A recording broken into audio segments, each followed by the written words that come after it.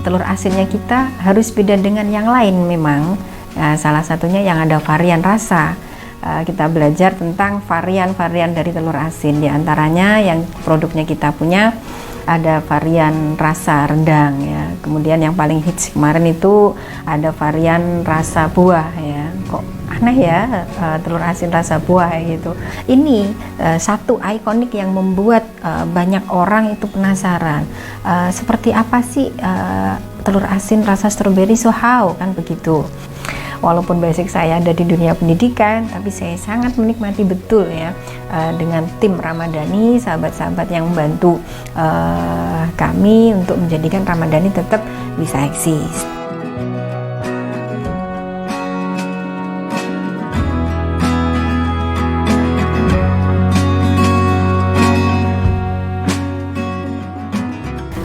Sebelumnya, Assalamualaikum warahmatullahi wabarakatuh.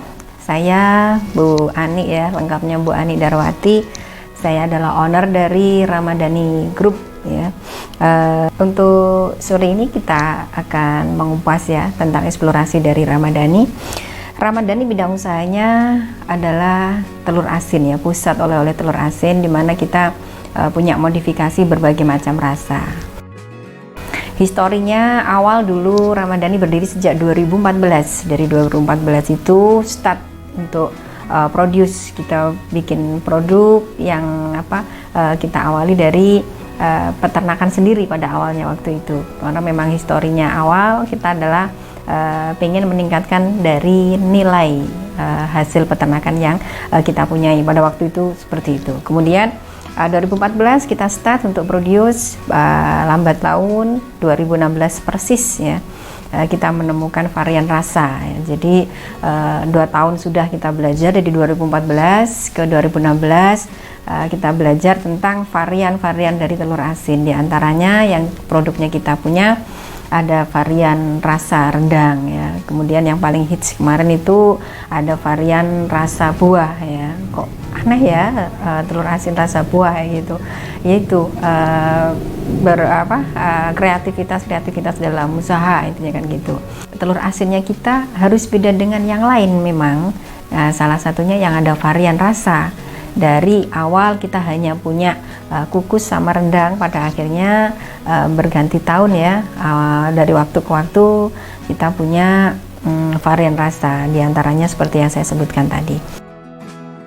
Bagaimana dengan pemasaran dari Ramadhani sendiri ya, dari era 2014 ke 2016, itu artinya kita masih still original banget ya, masih pakai conventional marketing, intinya kan begitu. Nah, seiring berjalannya waktu 2016, karena kita punya something yang different ya, sesuatu yang beda, kita punya rasa, ada telur asin rasa strawberry, this is different ya.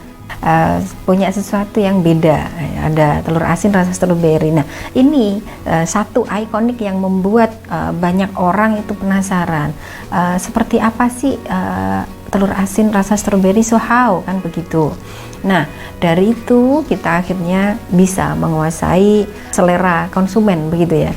Konsumen mau tidak mau mereka penasarannya terjawab dengan seperti apa sih telur asin rasa stroberi ya.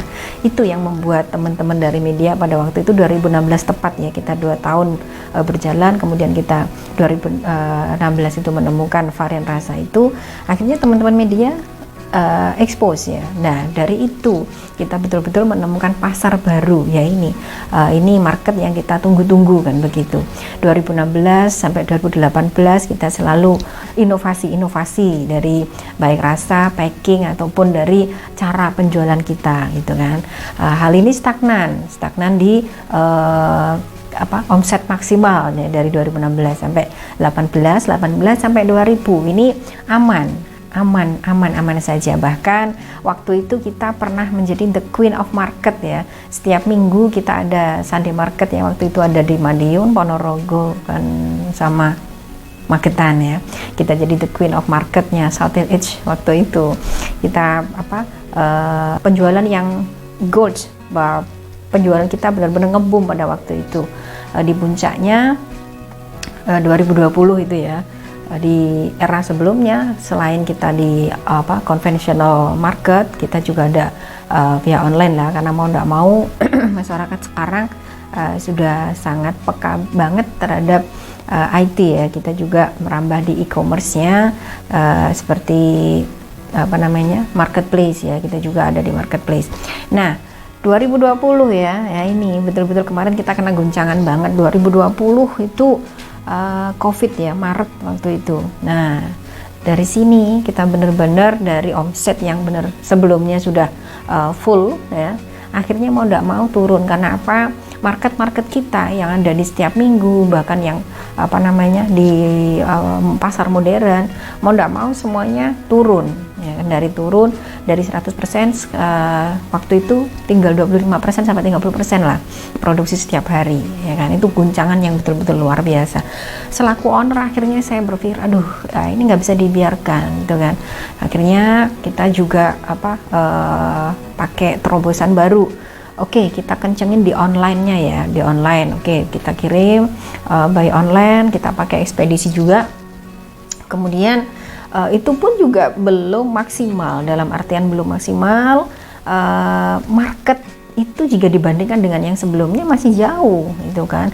Hanya bisa sampai 60% aja, kan begitu. Nah, semenjak 2020 itu juga akhirnya saya punya ide bagaimana ya, misalkan UMKM ini combining dengan eduwisata, dengan paket wisata. Nah, akhirnya kemarin 2020 tepatnya Desember kemarin kita bikin kolam renang ya, ada waterboom, ada wahana air. Nah, kita punya angan-angan bahwa nanti pasar yang akan kita bidik adalah instansi-instansi pendidikan yang usianya masih di usia anak-anak begitu. Karena apa? Yang pertama, untuk waterboom sendiri di daerah kami kita adalah trendsetter.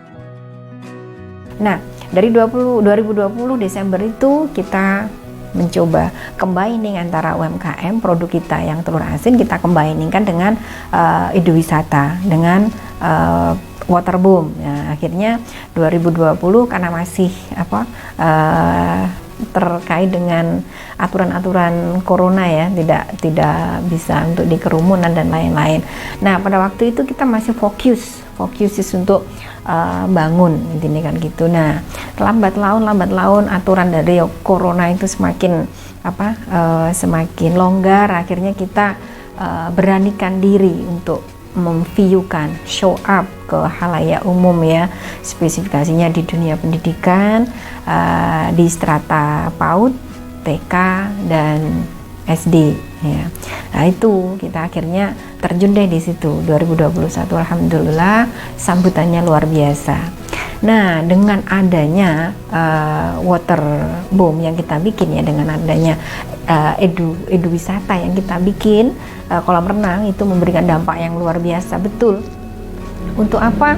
Untuk penjualan atau market dari telur asin sendiri. Karena apa? Yang kemarin bisa kita jual di Sandi Market ya, karena sekarang Sandi Marketnya sudah tidak seindah dulu, tak semanis dulu. Akhirnya siapa yang pengganti dari itu? Ya, pengunjung dari eduwisatanya kita. Jadi wali murid ataupun siswa, bahkan pengunjung yang ada di kolam renang itu pada akhirnya adalah target dari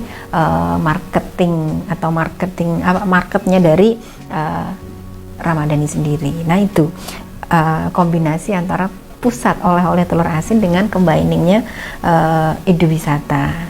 Nah, selain itu proses yang kita punya, proses pembuatan telur asin yang kita punya itu kita eksplorasi, kita berikan secara edukatif terhadap siswa-siswa yang datang begitu.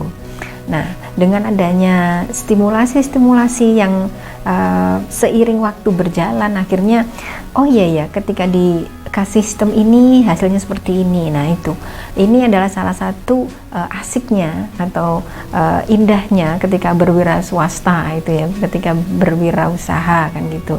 Walaupun basic saya ada di dunia pendidikan, tapi saya sangat menikmati betul ya dengan tim Ramadhani, sahabat-sahabat yang membantu kami untuk menjadikan Ramadhani tetap bisa eksis.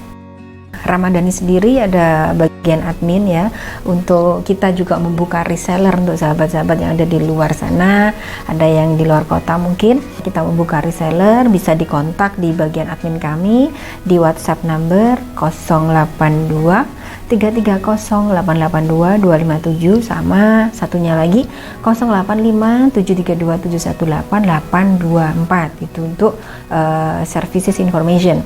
Kemudian ada di IG-nya kita ya, kita ada 2 IG, ada Dalem Tinggan Asin Ramadhani yang pertama, kemudian yang IG-nya kita ada juga Ramadhani Store. Nah, kita juga ada websitenya kita ada di www.ramadhanidihati blogspot.com itu. Kemudian ada Facebooknya kita ada di Fanspage Pusat Oleh-oleh Telur Asin, atau di akunnya Ramadhani. Sahabat yang mau reseller ya, sahabat yang mau kerjasama dengan kami, kita open. Oke. Baik, terima kasih sahabat Ramadhani. Sekali lagi ya, salam sukses dari Ramadhani Group. Assalamualaikum warahmatullahi wabarakatuh. Bye-bye.